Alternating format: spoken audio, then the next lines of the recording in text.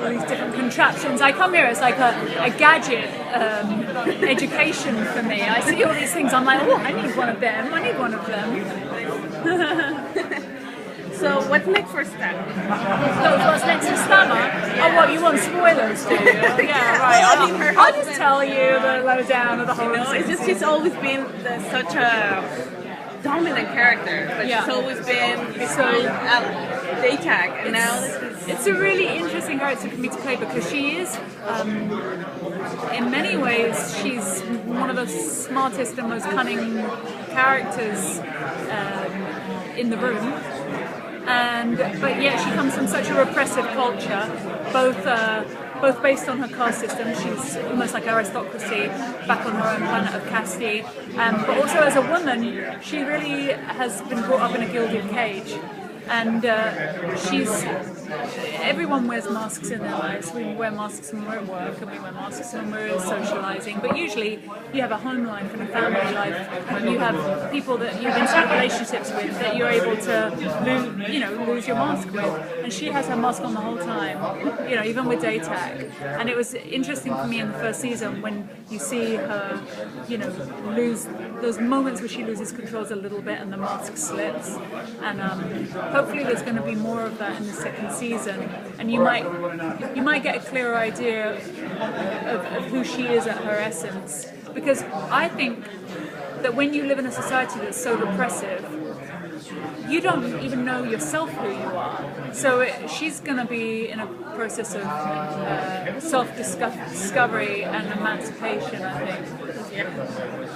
There's a confidence that she was able to manipulate her husband. Does she feel going into season 2 she'll have the same success with her son?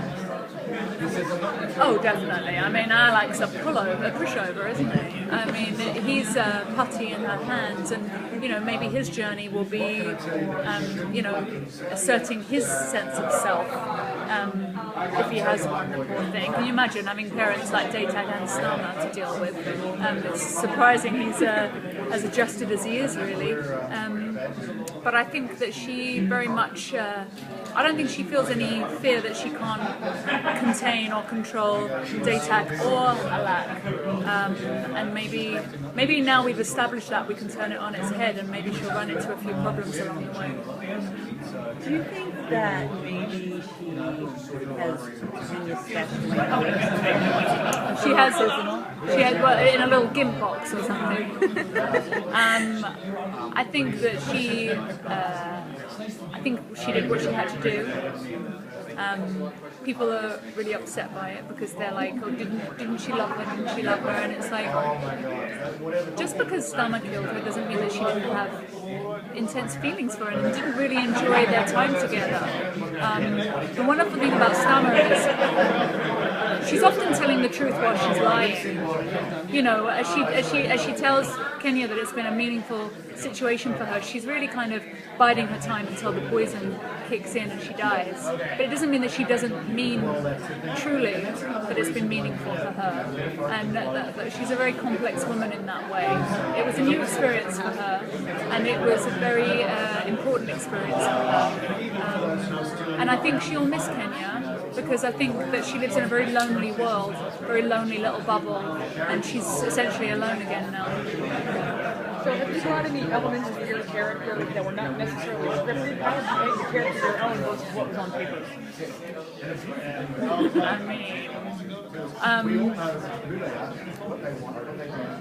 I really wanted to make her alien, and some of the other species, Indigenous Sensops, Liberata, they're so different looking that they can almost afford to be more human. Whereas I really wanted to focus on Stammer's movement, and I wanted to, I didn't want her necessarily to move like a woman. For example, in the bath scenes, I understood as an actress that I need to help the camera so that, in the original script she's naked in the bath with her husband. And I was like, well, how are we going to shoot that? Well, the only way we can shoot that is if I move like a woman, if I help the camera with my hair and my shoulder and the modesty that a female woman would have. But why would an alien, alien species have the same hang-ups that we have.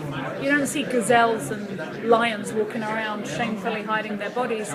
You know, wouldn't it be more interesting if she moves in a different way and has different hang-ups, different elements of being self-conscious? For her, she's incredibly self-conscious when Kenya laughs at her. That's hugely insulting and upsetting to her honour.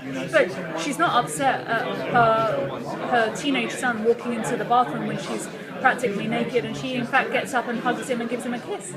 You know, and so I wanted to make sure that we made enough choices whereby it's weird. That is weird and uncomfortable for the audience, and you're not in Kansas City. And I think we got there, you know. Yeah. I remember you were worried about that scene that you tweeted that you were worried you were going to get fined. Yeah, exactly. Coming out of I think that it was something that initially, I don't know, maybe people thought it was too much and they wanted to cut it out, and then kind of it got slipped back in, and nothing, you know. And now I think, you know, they aren't human beings, you know. Get over it. I don't think people are gonna forget anything. So I gotta ask, Workhouse 13, are you coming back for the last season? I can't tell you that, can I? It'll be a complete spoiler. I mean, if I was coming back and I said I was, I'd probably get fired. But would you like to come back? I think it would be a travesty if Helena didn't pop up in the last season. I can't believe it's the last season. I'm really hoping there's been a terrible mistake, and maybe there'll be a rejig and a rethink on that one, because I think it's an amazing show, and I was, you know, on a personal level, I just love working with those actors as well. They became great friends of mine, and I had a wonderful time on that show. Kenya missing, or presumably dead, and Daytak out of the picture, at least at the beginning, is your character going to move on to a new love for a while? Well, that's what I asked, actually. I think that she will kind of feel her freedom in other ways, actually. I think that there's a whole exciting new world to embrace now. Things have been turned truly upon their heads, and maybe Daytak isn't around to be the head of the household. You know, maybe she may try to assume that position, but you know, Alak's not going to like that. So the only way that she's going to be able to do that is through, you know, working him, really, manipulating her own son. So, you know, it's pretty dastardly, but it is, you know, needs must. Well, now we know what she's capable of. Yeah, exactly. But I think she's going to miss Kenya. Cool. So, how much interaction, social interaction, do you have with fans?